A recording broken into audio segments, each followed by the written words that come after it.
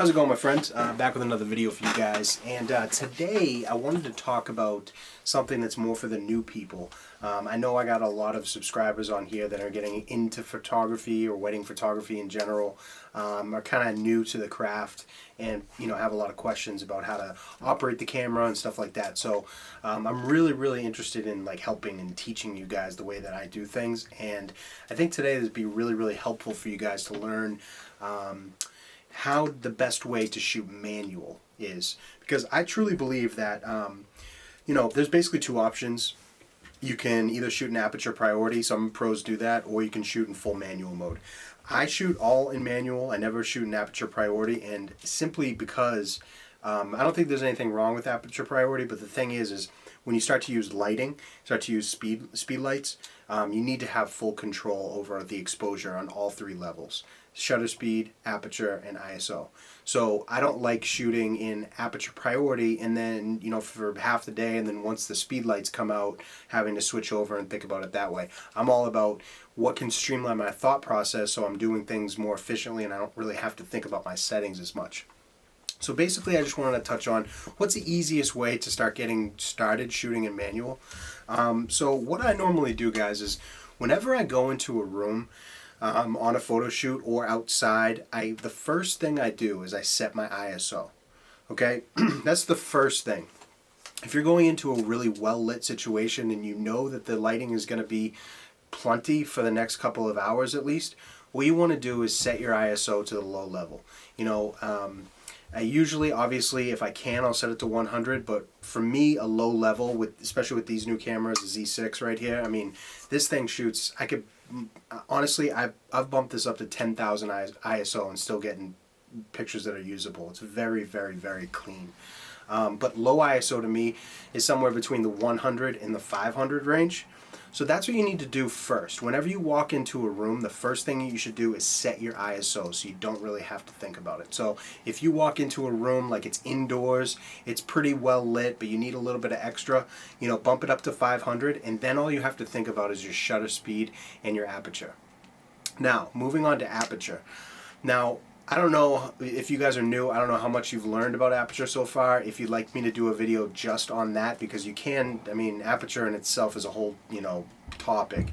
But if you'd like me to do a video just on aperture, drop it in the comments. But basically, you want to, after you get your ISO straight, you want to set your aperture to, basically, you want to know if the scenario that you're going into is going to be just shooting individuals or it's going to be shooting different people, because you're going to be playing with your depth of field a lot.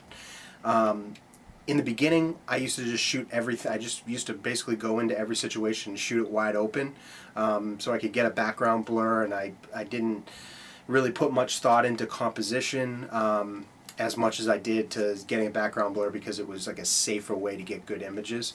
But as you progress, you're going to start to want more things in focus, and you need to start to think about that when you're shooting. So if you're just beginning in wedding photography, it's high pressure, it's, the situation changes a lot and people can be crazy.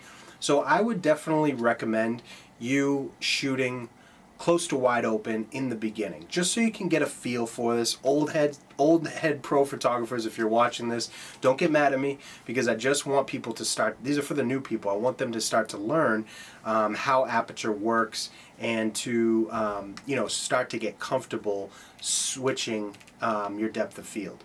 So I would start by going towards the high side and having your aperture kind of wide open in the beginning.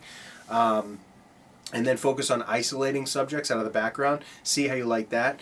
And then once you start to get your lighting correct, and you can get sharp, crisp photos in pretty much any situation, then you want to start to bring other elements into your composition in the mix. Meaning, you want to have more dynamic photos where more things are in focus and it tells more of a story. One of the last videos I did was on the story.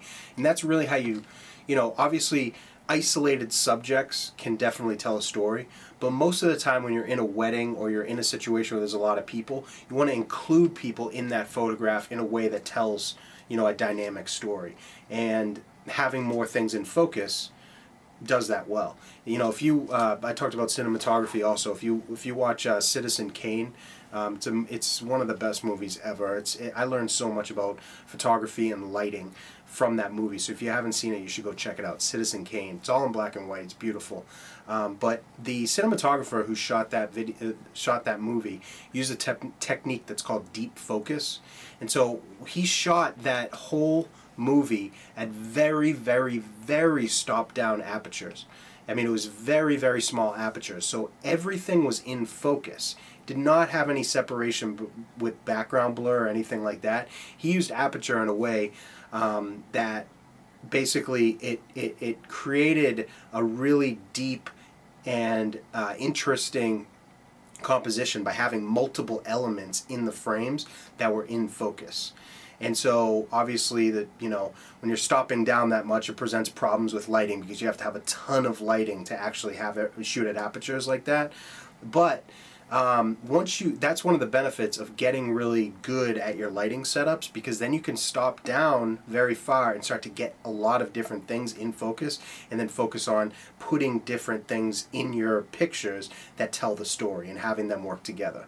But in the beginning, guys, I think that you should just get comfortable shooting wide open, shooting subjects, and then separating them from the background. See how you like that, and then as you get more comfortable around people, you can start to stop down your aperture, get more things in focus, and create more compelling images. So basically what I do is I set that ISO first. I set my aperture to basically if I know I'm going to be isolating one person or two people, I open it up, and if I know that I want to get more of a dynamic photo with more elements and more people in it to tell a story, I stop it down. Okay, so and then what you're left with is your shutter speed. So I personally, so when I was shooting with the D850, I would never go below 1/100th of a second. That's like bare minimum to get crisp photos, because people are always moving. Even 1/100th, you're going to get some blur, but that would be like my threshold. But with this Z6, honestly, if people are pretty still and not moving, you could go down, you can handhold down to like 1/50th of a second. Even honestly, if people are really still and you're doing a portrait, you can go down to like 1/25th of a second with the IBIS, and it's still going to be crisp. But you want to go, make sure you're not going lower than 1/100th of a second, and then use your shutter speed to control the light mostly during the day. As long as the light isn't changing too much and you have your ISO set, I use my shutter speed most of the time to actually change the exposure.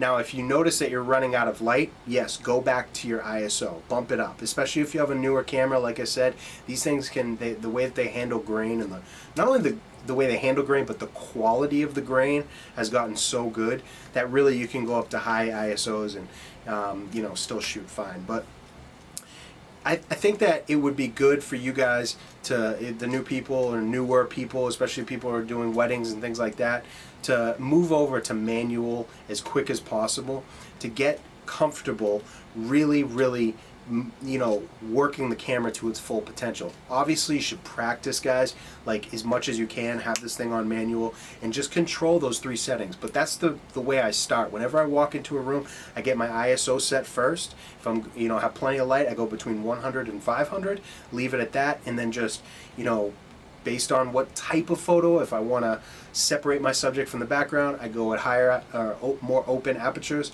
and if I want to create a more dynamic picture with multiple people in the frame, I stop it down so I get more in focus. And then I just use my shutter speed to control the exposure, like I said.